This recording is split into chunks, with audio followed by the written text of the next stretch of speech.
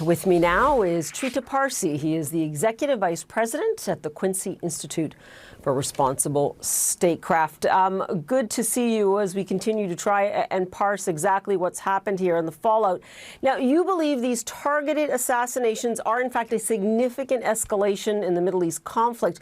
What I want to ask you, though, is what kind of fallout do you think we can expect? Well, one of the most immediate fallouts may be that this uneasy ceasefire that has existed now for 6 weeks between the United States and militias in Iraq and Syria, who prior to that were targeting U.S. troops on a daily basis, and as you remember, killed 3 U.S. troops in a base in Jordan and Syria. That has been as a result of pressure by the United States on these militias, but also by Iran. And now the Iranians have sent a message to the U.S. through the Swiss. It appears that the Iranians are holding the U.S. responsible for what Israel has done just as much as Israel holds, or the U.S. holds Iran responsible for what the Iraqi militias do. And the message appears to have been, or may have been, that this truce is now over, and we may see an increase, a resumption of attacks by Iraqi militias and Syrian militias against U.S. troops. And that would mean that the Israeli attack on Iran actually has put a target on the backs of American troops in the Middle East. Yeah, and as you point out, earlier this year, there was quite a significant attack, and I want to get to that in a moment. But first, I want to ask you about your opinion that you've already, elaborated on, that Israel is in fact engaged in a deliberate, you call it deliberate and systemic effort to destroy existing laws and norms around warfare. Is the issue for you the fact that this could have been an Iranian consulate or embassy of sorts?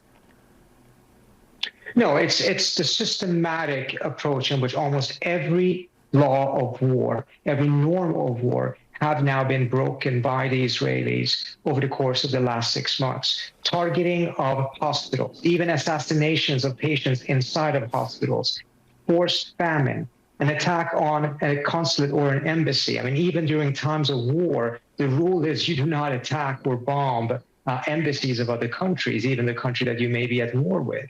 All of these norms and laws have been broken by Israel over the course of the last 6 months. And it's gotten to the point in which it doesn't appear to be accident. It appears to be a systematic effort to essentially undo the norms and laws around war, or at a minimum, put Israel above them, create a new normal in which Israel is not held to the same laws of war that exist for everyone else. Israel will argue that it's dealing with a rogue state on one hand and terrorists on the other, right on its borders. I do want to get back to the issue, though, of Iran's proxy war against Israel, the United States, and the West. It's been quite bold. We just discussed that attack, right, earlier this year, where 3 U.S. Army soldiers were actually killed and more than 30 service members injured in a drone attack in Jordan. I mean, obviously, the U.S. believes Iran ordered that attack. What do you believe is the proper response then? Because as you point out, we may be pivoting here to quite an escalation.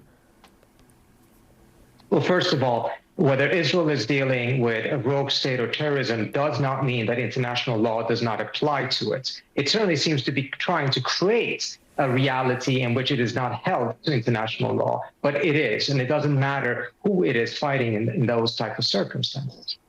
In regards to what the U.S. response should have been, it's very clear that these escalations by the Iraqi militias, who are supported by Iran, no doubt, are coming as a response to what is happening in Gaza. The demand of these militias, the demands of the Houthis, has been a ceasefire in Gaza.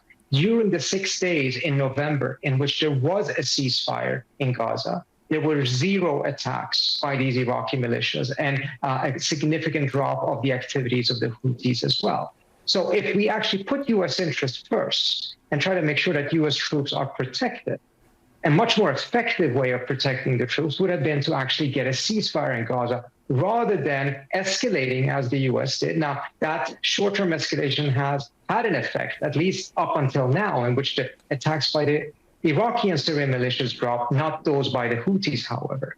But that may now have ended as a result of Israel targeting the Iranian consulate in Damascus. Yeah, and this could, in fact, have chilling consequences right throughout the Middle East, if indeed you are correct. Trita Parsi, always good to have you with us. Appreciate it. Thank you so much for having me.